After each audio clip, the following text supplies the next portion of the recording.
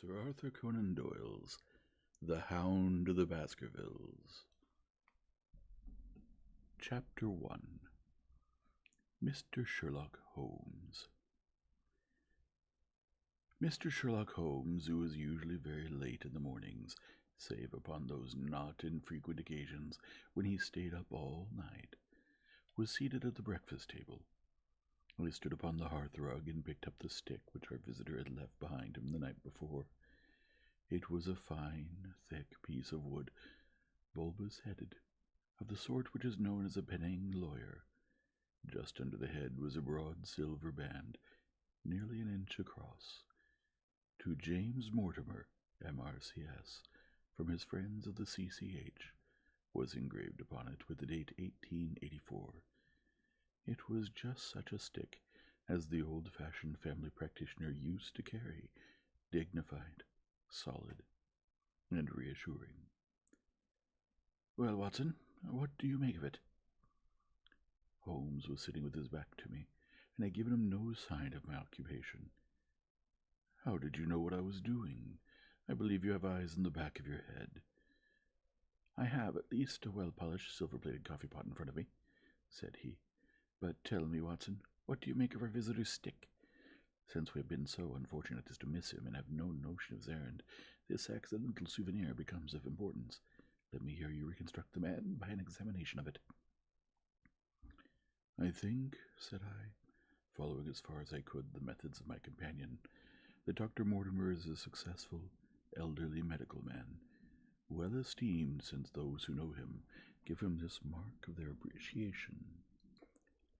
"Good," said Holmes. "Excellent. I think also that the probability is in favor of his being a country practitioner who does a great deal of his visiting on foot." "Why so?" "Because this stick, though originally a very handsome one, has been so knocked about that I can hardly imagine a town practitioner carrying it.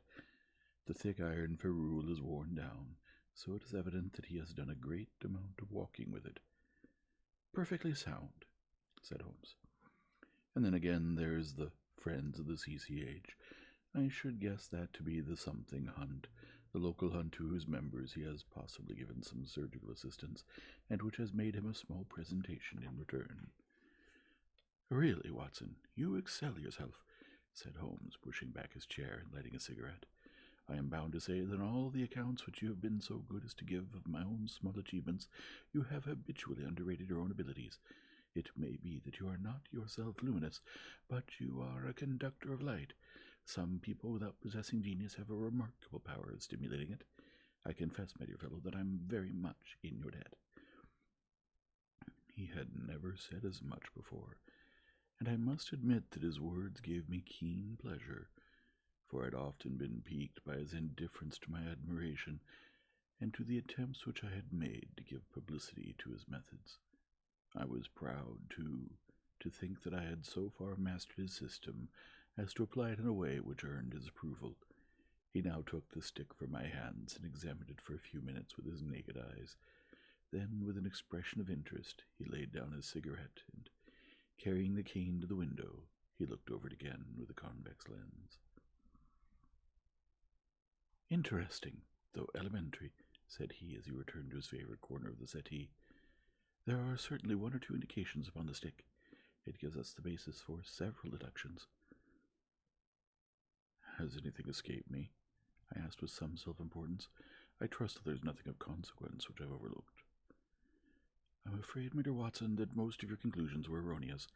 When I said that you stimulated me, I meant, to be frank, that in noting your fallacies I was occasionally guided towards the truth. Now that you are entirely wrong in this instance, the man is certainly a country practitioner, and he walks a good deal." "Then I was right?" "To that extent." "That was all?" No, my dear Watson, not all. By no means all. I would suggest, for example, that a presentation to a doctor is more likely to come from a hospital than from a hunt, and that when the initials C.C. are placed before that hospital, the words Charing Cross very naturally suggest themselves." "You may be right." "The probability lies in that direction, and if we take this as a working hypothesis, we have a fresh basis from which to start our construction of this unknown visitor." "Well, then, Supposing that CCH does stand for Charing Cross Hospital, what further inferences may we draw? Do none suggest themselves? You know my methods. Apply them. I can only think of the obvious conclusion that the man has practiced in town before going to the country. I think that we might venture a little farther than this. Look at it in this light. On what occasion would it be most probable that such a presentation would be made? When would his friends unite to give him a pledge of their goodwill? Obviously, at the moment when Dr. Mortimer withdrew from the service of the hospital in order to start a practice for himself. We know there has been a presentation. We believe there has been a change from a town hospital to a country practice. Is it then stretching our inference too far to say that the presentation was on the occasion of the change? It certainly seems probable. Now you will observe that he could not have been on the staff of the hospital, since only a man well established in a London practice could hold such a position, and such a one would not drift into the country. What was he then? If he was in the hospital and yet not on the staff, he could only have been a house surgeon or a house physician, little more than a senior student. It left 5 years ago. The date is on the stick. So your grave middle-aged family practitioner vanishes into thin air, my dear Watson, and there emerges a young fellow under 30, amiable, unambitious, absent-minded, and the possessor of a favorite dog, which I should describe roughly as being larger than a terrier and smaller than a mastiff. I laughed incredulously as Sherlock Holmes leaned back in his settee and blew little wavering rings of smoke up to the ceiling. As to the latter part, I have no means of checking you, said I, but at least it is not difficult to find out a few particulars about the man's age and professional career. From my small medical shelf I took down the medical directory and turned up the name. There were several Mortimers, but only one who could be our visitor. I read his record aloud.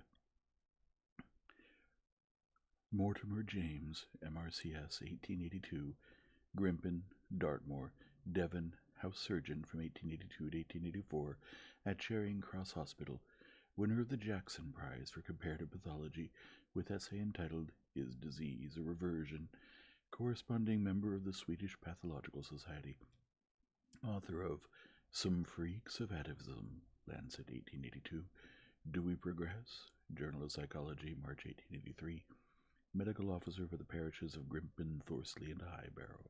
No mention of that local hunt, Watson, said Holmes with a mischievous smile, but a country doctor, as you very astutely observed. I think that I am fairly justified in my inferences. As to the adjectives, I said, if I remember right, amiable and ambitious and absent-minded.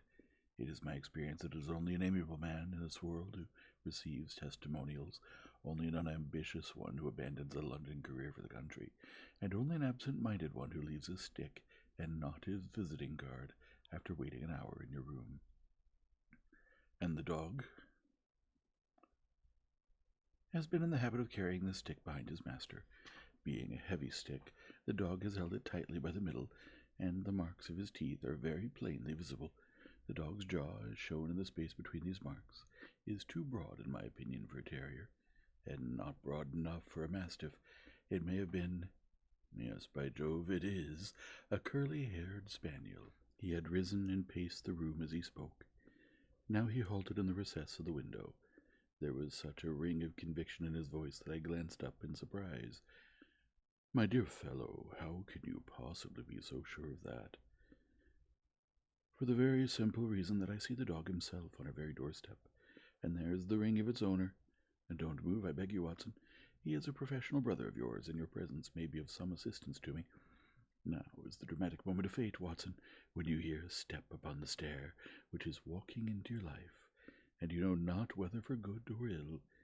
What does Dr. James Mortimer, the man of science, ask of Sherlock Holmes, the specialist in crime? Come in. The appearance of our visitor was a surprise to me, since I had expected a typical country practitioner. He was a very tall, thin man, with a long nose like a beak, which shot out between two keen grey eyes, set closely together and sparkling brightly from behind a pair of gold-rimmed glasses. He was clad in a professional but rather slovenly fashion, for his frock-coat was dingy and his trousers frayed. Though young, His long back was already bowed, and he walked with a forward thrust of his head and a general air of peering benevolence. As he entered, his eyes fell upon the stick in Holmes' hand, and he ran towards it with an exclamation of joy. "I'm so very glad," said he. "I was not sure whether I had left it here or in the shipping office. I would not lose that stick for the world." "A presentation, I see," said Holmes. "Yes, sir. From Charing Cross Hospital. From one or two friends there on the occasion of my marriage." "Dear, dear, that's bad," said Holmes, shaking his head. Dr. Mortimer blinked through his glasses in mild astonishment. "Why was it bad?" "Only that you have disarranged our little deductions. Your marriage, you say?" "Yes, sir. I married, and so left the hospital, and with it all the hopes of a consulting practice. It was necessary to make a home of my own." Come, we are not so far wrong after all," said Holmes. "And now, Dr. James Mortimer." "Mr., sir. Mr., a humble MRCS, and a man of precise mind, evidently. A dabbler in science, Mr. Holmes, a picker-up of shells on the shores of the great unknown ocean. I presume that it is Mr. Sherlock Holmes whom I'm addressing, and not—" "No, this is my friend Dr. Watson." "Glad to meet you, sir. I've heard your name mentioned in connection with that of your friend. You interest me very much, Mr. Holmes. I had hardly expected so delicious-cephalic skulls or such well-marked supraorbital development. Would you have any objection to my running my finger along your parietal fissure? A cast of your skull, sir, until the original is available, would be an ornament to any anthropological museum. It is not my intention to be fulsome, but I confess that I covet your soul." Sherlock Holmes waved our strange visitor into a chair. "You are an enthusiast in your line of thought, I perceive, sir, as I am in mine," said he. "I observe from your forefinger that you make your own cigarettes. Have no hesitation in lighting one." The man drew out paper and tobacco and twirled the one up and the other with surprising dexterity. He had long, quivering fingers, as agile and restless as the antennae of an insect. Holmes was silent, but his little darting glances showed me the interest which he took in our curious companion. "I presume, sir," said he at last, "that it was not merely for the purpose of examining my skull that you have done me the honor to call here last night, and again today?" "No, sir, no, though I am happy I have had the opportunity of doing that as well. I came to you, Mr. Holmes, because I recognize that I am myself an unpractical man, and because I am suddenly confronted with a most serious and extraordinary problem, recognizing as I do that you are the second-highest expert in Europe." "Indeed, sir. May I inquire who has the honor to be the first?" asked Holmes with some asperity. "To the man of precisely scientific mind, the work of Monsieur Boutillon must always appeal strongly." "Then had you better not consult him?" "I said, sir, to the precisely scientific mind, but as a practical man of affairs, it is acknowledged that you stand alone. I trust, sir, that I have not inadvertently—" "Just a little," said Holmes. "I think, Dr. Mortimer, you would do wisely if, without more ado, you would kindly tell me plainly what the exact nature of the problem is in which you demand my assistance."